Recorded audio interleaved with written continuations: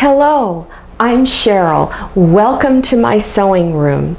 I'm going to talk about those little pieces of fabric that you probably have left over from previous quilting projects. Or maybe those little short strips of binding that might be left over. By the way, I never throw those away. I keep all my little pieces of binding because occasionally I will go back, pull them all out, put them together, and create a piece of binding. Now, this is just a few of the pieces that I have. I have made so many quilts and other projects that I've had to use binding that I sometimes go through my little pile, and it's not little anymore, and I pull the pieces out I want to use and create a long strip of binding. So let's look at the fabrics I'm going to work with. I'm going to be creating just a really simple project. I'm going to be making an octagon shaped placemat, and in the center I'm going to have a square cut out to be in the dead center of that placemat. Then I'm going to use this yellow fabric to border it. Now this is how I went about picking out my pieces of scraps. I tried to find pieces that were similar in color. Didn't necessarily have to be plain like this, but just similar in color. So here's the yellow that I'm going to work with, then a turquoise, and remember it doesn't have to match exactly, then the green, just has to be similar, a pink, and I even found some that had all of the colors in it. I lucked out on that one. Okay, so once you've determined your pieces of fabric, you want to cut them in your desired length. Now because this placemat is so small, I'm not going to use great big long pieces. So I'm going to cut them 2 3/4 inches wide by 3.5 inches long. Then I'm going to take them and place them in the order that I want to use them in. Okay? Just stack them up next to your sewing machine in an order. Put all your little stacks together. Then take your first 2 pieces, put them right sides together, and do a 1/4 inch seam allowance. Okay, 1/4 of an inch seam allowance. Then take the next piece and attach it to the blue, then the pink to the green, and then the multicolor to the pink. Then go back around and attach the yellow to the multicolor, and just keep going around and around until you get the length that you want. Then you're going to finger press all those little seams open like I did here. Finger press press them with your iron. That'll be a lot faster. Then fold it in half and press it again with your iron all the way down. All right, so let's start putting the binding on the placemat, okay? I'll get some of this out of the way.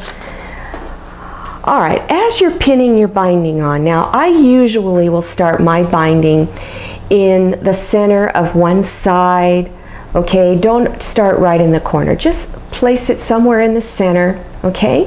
Then begin pinning it around. Now, as you're pinning it, you want to avoid getting the seams of this binding in a corner. So I did real great on this. All mine fit just right until I came to the last piece, and it wound up in this corner. So this is what you would do if that happens to you. You might get lucky and it never happens. Unpin it a little bit, open it up, and remove the thread. Take your stitching out, okay?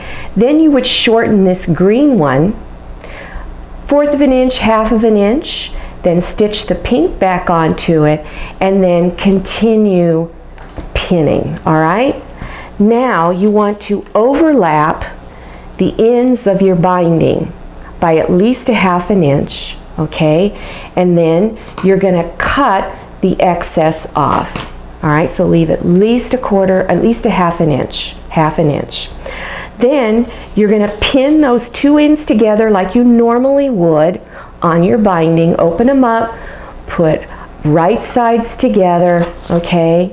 And pin them. Then you're going to stitch the 2 ends together, 1/4 of an inch seam allowance, all right? Then finger press that last little seam open and finish pinning it down. All right, now flip it over on the back and begin pinning it all the way around. Now on my binding, I used to hand stitch the binding down in the back, but because of an injury to my hand, I can no longer do hand stitching.